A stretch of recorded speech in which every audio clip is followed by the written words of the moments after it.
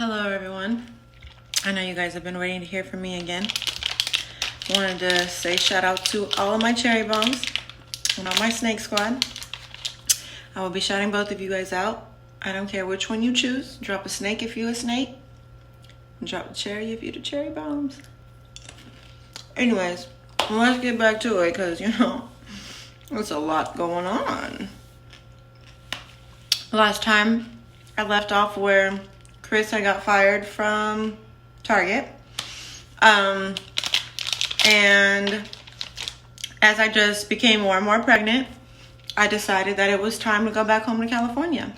So I told Chris, either with or without you, I'm going back home. And you know what he decided? Of course, to come back. I'm sorry. There's M&Ms. He decided to come back with me.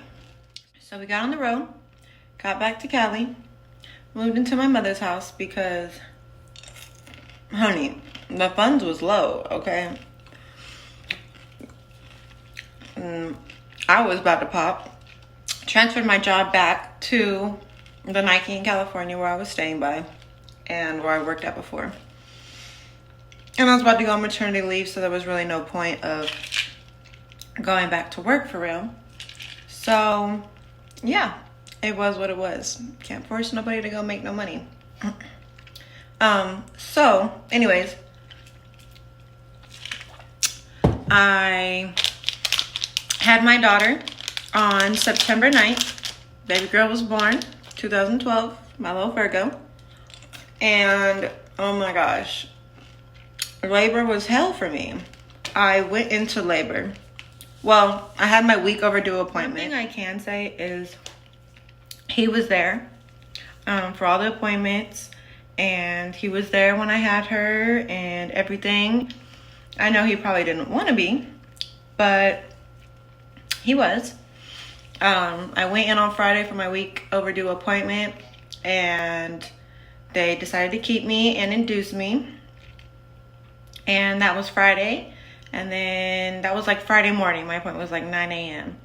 And then Saturday, still nothing. And had baby girl on Sunday in the morning.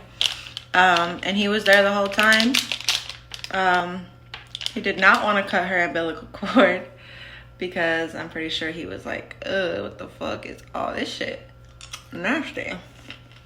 But yeah, baby girl was healthy. And he showed her love. He loved her, of course. How can you not love a little fresh little newborn baby?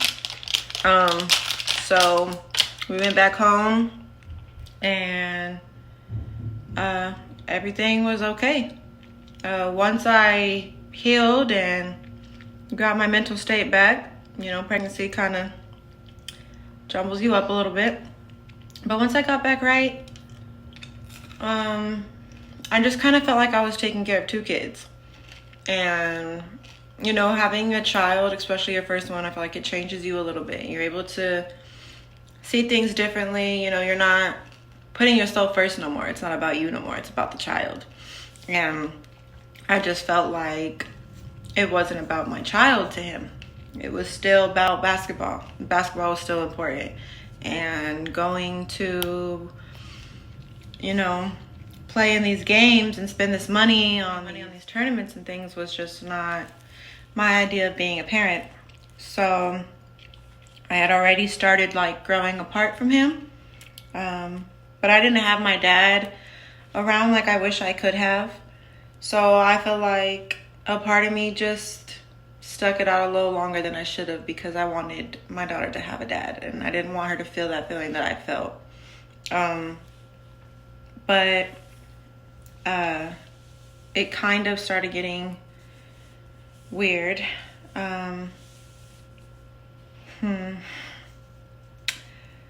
He used to have this tablet that he would be on all night. I would notice I'm going to sleep and waking up out of my sleep and I'm looking at you and you're on this tablet. You could tell when somebody's doing something they don't want you to know. You guys know. The vibe, the energy, the look they give. Yes, what's up? Can I help you? Don't look at my screen. type of vibe. So it started making me curious. Like, what is he doing on this tablet? What does he got going on every night? Like, So one night when he fell asleep, I decided to grab it and look in it and see what he had going on. And what I found wasn't very pleasing. It wasn't something, like, it literally had my body feeling like ants were calling, and I was shaky, and I just didn't know what to do. I had showed my aunt, like, look, like, what the fuck? Like, I don't know what to do. Like, I'm kind of embarrassed to confront him about it, honestly. And she was like, you gotta say something. You gotta say something. So I did. I tried to, like, tell him, or ask him, really, give him a chance to own up to it. Like, what are you doing? He was just like, nothing. What do you mean? You know? And I was like, okay, well, open it up and go here and do this and look at that. And rather than doing that, we were outside having this conversation, by the way, and he just threw the tablet on the ground and smashed it into a million pieces. So it was non-operable. Like, you could not look at it. You could not turn it on. You couldn't do anything. It was shattered. It was done for. And I was like, that was it for me. Like, oh, you're not taking no accountability. You don't even, like... And if you guys want to know what I found on the tablet, maybe you guys should go ask him. Yeah, do that. Ask him what I found on the tablet, if he remembers. Probably not going to remember, or I don't know what you're talking about. Probably not even going to acknowledge it. Might tell you guys. But what I found pretty much just turned me off and made me just be done from that point. My mind was made up. I'm done. I don't want to be with you. I'm over it. And for like 2 weeks, I don't want to say begged, but that's pretty much what it was. He begged and pleaded with me like, no, don't leave. I don't want to break up, you know, be a family. I was done. It was over. Oh, and for those of you guys asking what my sign is, I'm a Scorpio. So once I'm done, I'm done. There's no going back. There's no I want you back. I'm not even attracted to you anymore. So, no, he doesn't like to fly. So I bought him a Greyhound ticket to go back to Texas, go back to Austin. Dropped him off. Said goodbye. Didn't hear from him for a little bit. Then when I did hear, it was, what are you doing going to the store wearing those little ass shorts? Who do you think you are? And, oh, you just want attention and all this and that. Okay, who is telling you this information? A little birdie told me. That is like, cringe. I hate that. Just be open and honest. So-and-so told me they saw you at the store and you were wearing this. What the fuck are you doing? Like, even though you have no say-so, at least be open and honest. Like, be upfront, be real. Like, you are 12 years old again, like a birdie told me. Come on now. So after dealing with that so much, I was just like, you know what? Don't contact me unless it's about our child. Unless it's about our daughter. If it's not about her, don't want to hear it. You have no power, no control over here no more. Sorry. Not sorry. And so I didn't hear from him for a little while. And as my daughter got older, she would be watching shows and movies and stuff with a family. And she would be like, where's my daddy? Like, I want my daddy. Why are we not a family? And I told her, you know, mommy and daddy just didn't work out. We didn't get along. We couldn't do it together. And daddy lives far away. So, you know, and then after a while, I mean, she was getting too old to say, you know, daddy's just working. Like, I never bashed him. I never said, oh, your daddy left you. I never was negative. I never did none of that. Excuse me. And so I would go out my way to reach out to LaKenya and get his number, because she always had his new number. And I know he didn't always have mine. Like I said, I used to change my number all the time. I will take accountability for that. I did. You know, but it's hard to remember to give somebody your number that you don't ever talk to. So, and then, you know, getting a new phone, sometimes I just didn't have all my old contacts in it. So yeah. And then when I did try, the number wouldn't work no more. So same on his end. He would get new numbers too. So I would reach out to Kenya because she was the only person I had contact with. She's followed me on Instagram, or we had each other on Instagram or whatever, So I'd reach out to her and she'd always have it. So one time I had told him, if we ever lose contact, you can always hit up Kenya. She has me on Instagram, and I'm on Instagram, so she can get a hold of me there.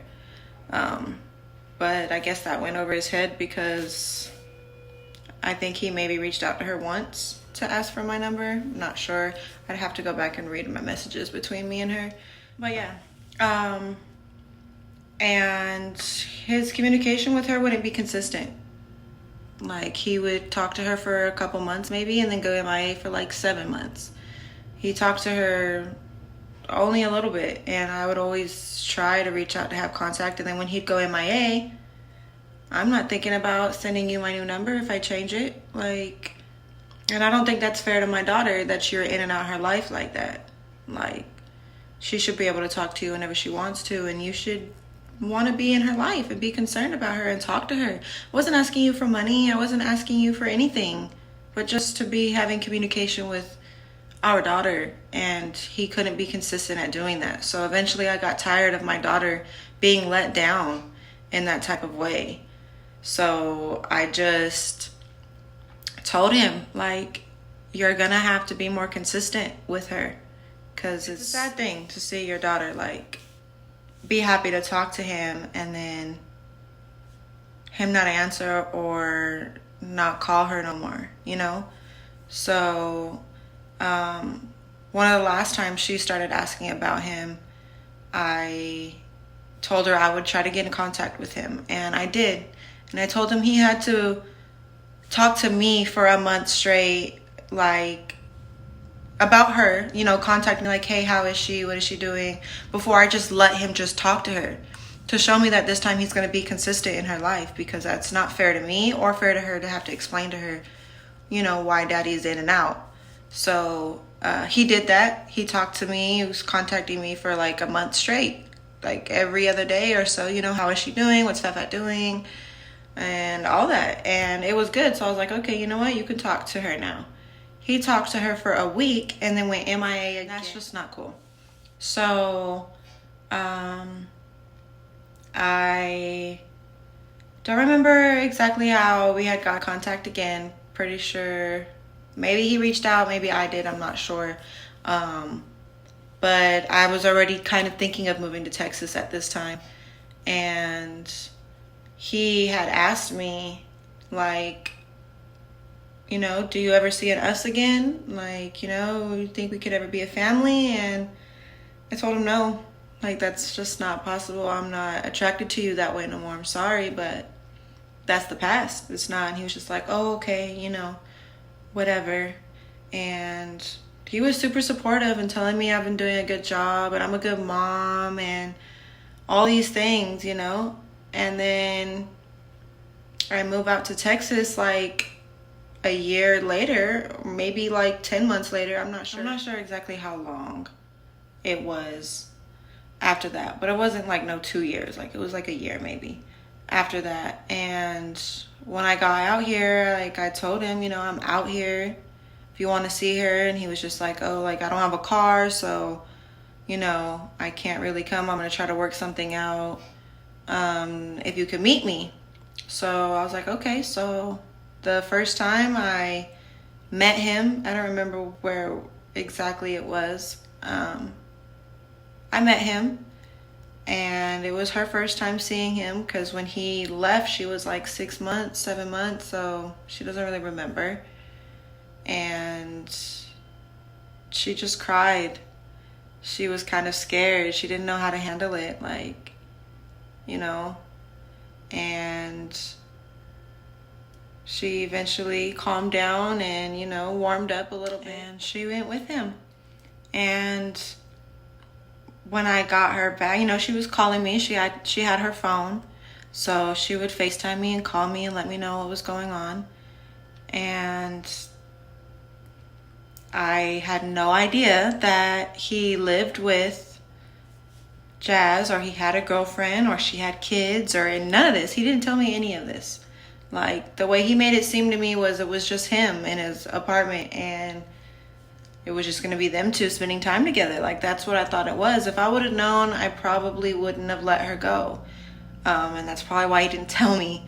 Only because it's new to her to be around him, and then just to bring her around a new woman as well. Like, it didn't sit too well. But it worked out good because it made my daughter a little more comfortable having other little kids around that she could play with.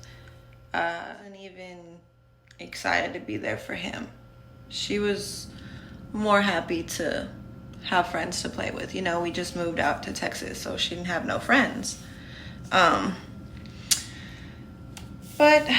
yeah, we'll just go ahead and end the story there for now. All the receipts I have and everything that transpired since I've been in Texas is a little more than the MIA father throughout the past 8 years before that. So, peace and love to all my cherry bombs and all my snake squad. I love you guys. Thank you so much for all your love and support. Have a nice day.